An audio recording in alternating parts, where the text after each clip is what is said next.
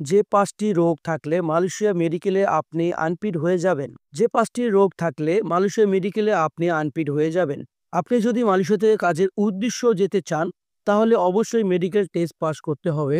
কিন্তু কিছু নির্দিষ্ট রোগ আছে, যেগুলোর মধ্যে একটি থাকলে আপনি মেডিকেলে আনফিট হয়ে যাবেন।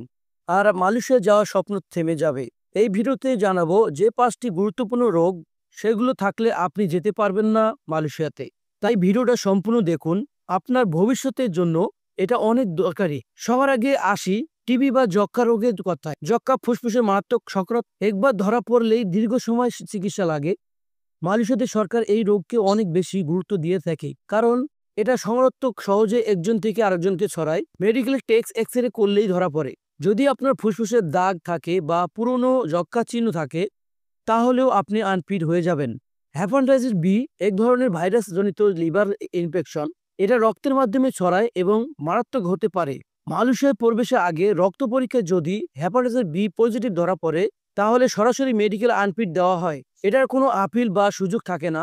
এইচআইভি বা এইচআইভি এখনো এমন একটি রোগ যার জন্য মালয়েশিয়া অনেক কড়া নিয়মে মেনে চলে।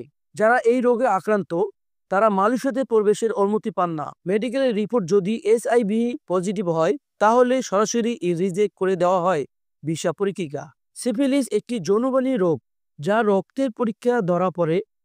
এটা ধরা পড়লে আপনাকে আনফিট বলে ঘোষণা করা হয়। অনেকেই এই রোগে আক্রান্ত হলেও বুঝে উঠতে পারে না।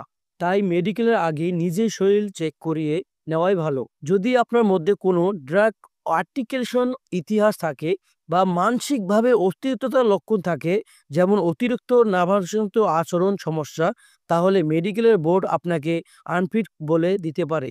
বিশেষ করে যারা ঔষধ বা ইনজেকশনের মাধ্যমে নেশা করেন, তাদের ব্লাড টেস্ট ধরা পড়ে যায়।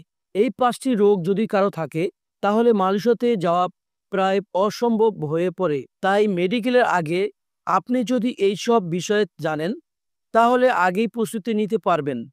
যদি কোনো সন্দেহ থাকে, দেশের ভিতরে ভালোভাবে টেস্ট করিয়ে নিন। আর যদি এই রোগগুলো না থাকে, তাহলে নিশ্চিন্তে মালয়েশিয়া যাওয়ার পথে এগিয়ে যেতে পারেন। ভিডিওটি ভালো লাগলে লাইক দিন, শেয়ার করুন। প্রবাসী ভাইদের সঙ্গে আরও সাবস্ক্রাইব করে ভুলবেন না। আপনারা আরও মালয়েশিয়া কলিং বিশেষ সম্পর্কে, মালয়েশিয়াতে কিভাবে যাবেন, মালয়েশিয়া কিভাবে মেডিকেল করবেন, মালয়েশিয়া সম্পর্কে প্রসেসিং সবকিছু জানার জন্য আমাদের চ্যানেলটি সাবস্ক্রাইব করুন এবং আরও কিছু জানার থাকলে অবশ্যই কমেন্ট করে জানাবেন। ধন্যবাদ।